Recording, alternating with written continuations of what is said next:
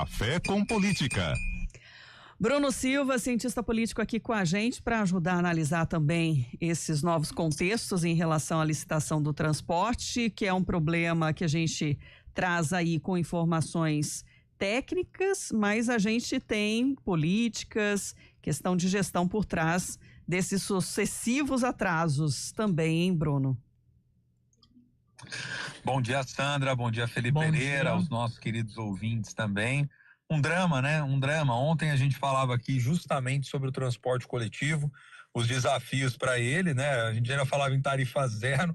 A Prefeitura de Campinas está tendo uma enorme dificuldade em conseguir garantir o básico, né, gente? Esse é que é o ponto central dessa história toda, né? Antes de até de pensar em planos mais audaciosos, né? Os sucessivos problemas em licitação mostram uma dificuldade que é uma dificuldade inerente ao próprio setor. Talvez a expectativa da prefeitura é de que indo para B3, e não é só que tem feito isso, muitas prefeituras de outros lugares têm feito movimentos parecidos, mas geralmente uma estabilidade a infraestruturas, né? Então, infraestruturas é o que mais está ganhando destaque ali no âmbito da B3 desses processos de leilões e tudo mais, né? Agora,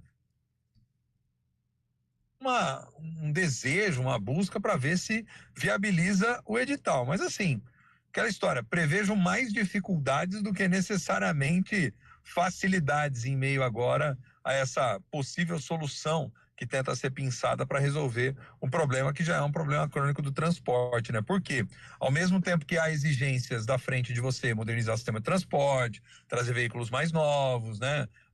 Veículos que sejam também cada vez mais sustentáveis. Frente a isso, o custo da operação como um todo, quando as empresas olham, elas querem o quê? Lucratividade, né, gente? Vamos ser honestos, vamos ser sinceros. Ninguém atua dentro desse campo por filantropia. Então as empresas vão fazer um mega de um investimento como esse, tendo um objetivo na ponta, que é ter algum tipo de retorno. E se, por exemplo, se para ter esse retorno for um investimento de 10 anos, é surreal, né, gente? Aí é realmente algo que vai apontar eminentemente para um fracasso, salvo se algum grupo muito corajoso e com muita capacidade de investimento visualizar a longo prazo, o que, olha, cá entre nós, acho difícil, até porque ontem mesmo a gente comentava sobre isso, quando trouxemos aí a questão da gratuidade do transporte público, o próprio desafio, que é um desafio inclusive agora, de viabilidade mesmo, de estimular mais as pessoas o uso do transporte público, né? Porque esse estímulo ele teria que vir acompanhado de uma série de mudanças substanciais junta, ganhos em termos de agilidade, conforto, dinamismo, enfim, possibilidade de realmente atender às necessidades das pessoas para fazer com que elas saiam de outras modalidades de transporte para poder ir para o transporte público, porque o que a gente tem mais percebido é isso, né? É o contrário, é as pessoas saindo do transporte público e buscando outras medidas que sejam mais ágeis frente, principalmente, ao custo do próprio transporte e o tempo, né? De demora dele. Então, as empresas olham para isso e falam, eu vou investir toda uma grana como essa, se em contrapartida a prefeitura, por exemplo, não criar um baita de um novo sistema de deslocamento pela cidade, se não vier acompanhado de políticas de mobilidade. Então, acho que é complexo porque eu não sei não, né? Viu, Felipe, Sandra, para mim tem mais cheiro de confusão e problema do que necessariamente, né, de solução à vista. Porque aí a gente vê o favorecimento a manter tudo como está, né, no atual sistema, exato, né, prorrogando aí contratos, né.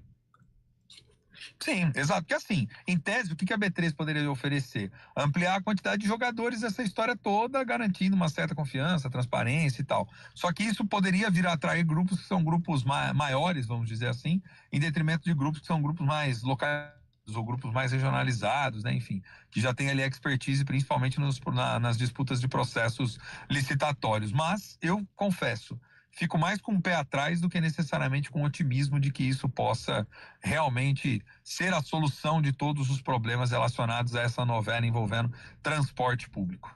A cidade só perde, né? Com essa morosidade, né? E com esse entrave mesmo, aí que é técnico, é jurídico e tudo mais, mas a gente tem acompanhado a situação, né? Da depreciação dos veículos, a tentativa de colocar novos veículos, mas não nem a metade deles, né? A gente chegou a ter de novos 10%, né? veículos.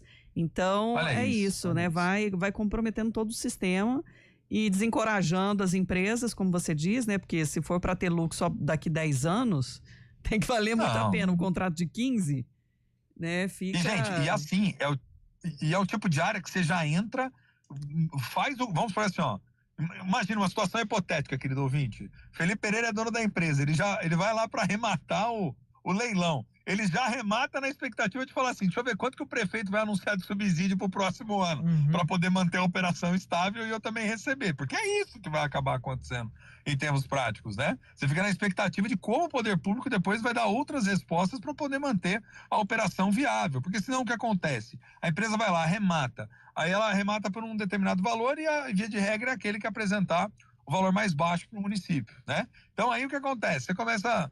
Passa um ano, passa 2, passa 3, você começa a ver que a operação não tem a rentabilidade que você calculou, que você imaginou com base nos dados que se tinha, você começa também a avacalhar, como diz no popular, né? Ah, mas aí tem que cumprir com o contrato. Tá, mas como é que eu cumpro com o contrato, sendo que lá na frente eu não estou recebendo aquilo que eu imaginei que daria para poder manter o serviço funcionando? E vamos ser honestos, sinceros, gente, isso não é só com transporte, é transporte. Geralmente uma área que dá muita dor de cabeça, né? A questão da gestão do resíduos sólidos das empresas que fazem a coleta de lixo, que às vezes quando você vai ver a situação, os caminhões não estão no estado legal, a coisa fica ali sendo arrastada, dependendo da configuração do contrato, né? Na cidade, enfim.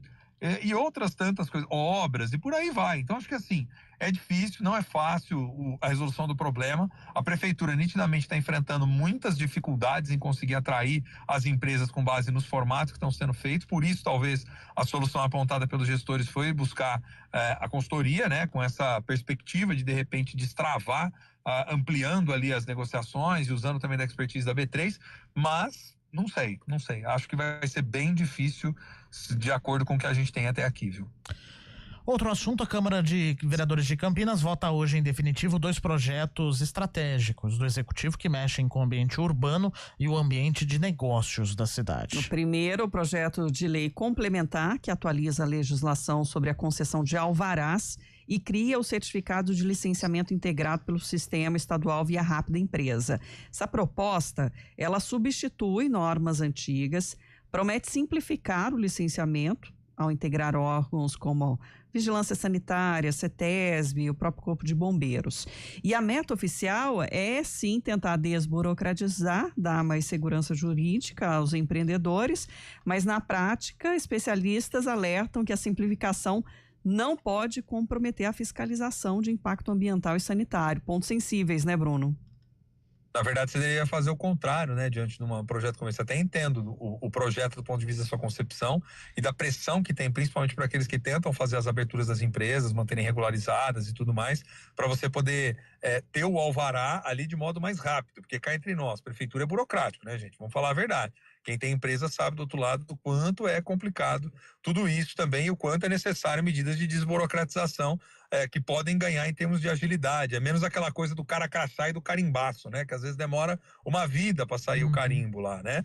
É a tal da burocracia que era para ser mais eficiente, mas que no fundo acaba se assentando em papéis e a coisa demora muito mais para poder fluir. Agora, a desburocratização, você falou muito bem, Sandra, não tem como vir acompanhada de a mesma forma de fiscalização, porque significa que você está dizendo o seguinte: eu estou abrindo mão de certas etapas de controles intermediários ou de uma burocracia maior intermediária, que em tese eu acredito que serve justamente para poder garantir com que a legalidade, todos os procedimentos estejam sendo feitos de maneira correta. Então eu preciso caprichar na fiscalização na ponta para, frente à desburocratização, entender que a operação está funcionando de maneira mais fluida. Agora, a pergunta é: vai aumentar essa fiscalização? Vai se intensificar essa fiscalização? Porque ok quanto a desburocratizar, mas o desburocratizar não pode ser entendido como um salvo-conduto para avacalhar as coisas, né? Acho que esse é o maior desafio. O segundo projeto é a instituição do programa de microflorestas, na verdade apenas uma oficialização, né? Porque o projeto já está em andamento aqui na cidade, criar pequenos ecossistemas de alta densidade vegetal em praças, canteiros e parques. O texto também cria um sistema de adoção de microflorestas por empresas e associações, mais ou menos que nem o esquema que tem aqui até hoje, né? De adotar uma praça. É um modelo para justamente reforçar a sustentabilidade, só que levanta, o Bruno, debate debate sobre até que ponto a gestão do verde público pode ser terceirizada à iniciativa privada. Esse é um problema também. Esse é um outro problema, né? Isso aí deveria ser feito principalmente ou por equipes muito bem alinhadas àquilo que é a política de preservação, ou se for para de fato terceirizar, tem que tomar muito cuidado, porque o que acontece, né, Felipe? Uma coisa que é muito comum nesses programas do tipo é, às vezes, você vê uma situação de abandono dos lugares, né? Então, você vai lá, coloca as árvores, depois, né, faz toda a arborização, enfim. E depois, como é que fica a manutenção? Porque é aquela coisa, você tem, de um lado, a dimensão ambiental, que ela é necessária, ela é importante, ela é fundamental, ninguém está falando jamais contra isso, né? Seria até irracional falar contra isso. A gente já tem concreto demais, poucas áreas impermeáveis, cidade como Campinas e adjacência crescendo, tudo conurbado, enfim, não dá para ter só concreto. Você precisa cada vez mais pensar nesse aspecto de qualidade do ar, questão de temperatura, enfim, e uma série de outros fatores que os ambientalistas também chamam sempre a atenção. Mas não dá também para abandonar a coisa ali, literalmente fazer uma microfloresta virar, sei lá, a floresta amazônica a céu aberto ali no meio da cidade, né? Então você tem que ter toda uma política que é uma política de manutenção. E isso tem custo, né, gente? E a questão do custo é que precisa ser sempre muito bem avaliado, né? Eu acho que parte do que às vezes a gente fica naquele sentimento de que certas políticas, certos projetos não funcionam a contento,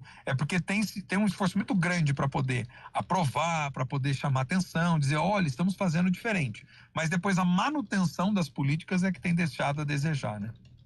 Ô Bruno, só para fechar a pauta da noite, ainda tem o plano plurianual, que é aquele que define as diretrizes, né, do governo para os próximos 4 anos, estando aí como foco a qualidade de vida, desenvolvimento econômico e sustentabilidade, voltando aí a pauta, retomando, né, depois da última semana.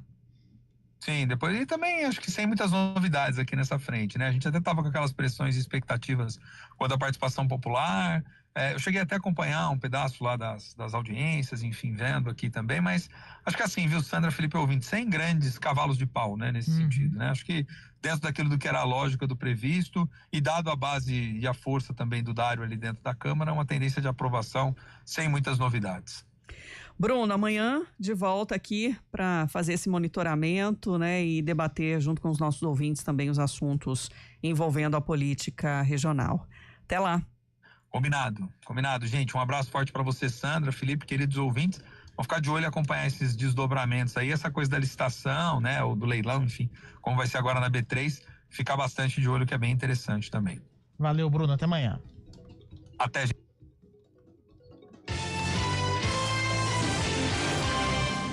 Começou o teste Comprove que Agosto é o mês mais crítico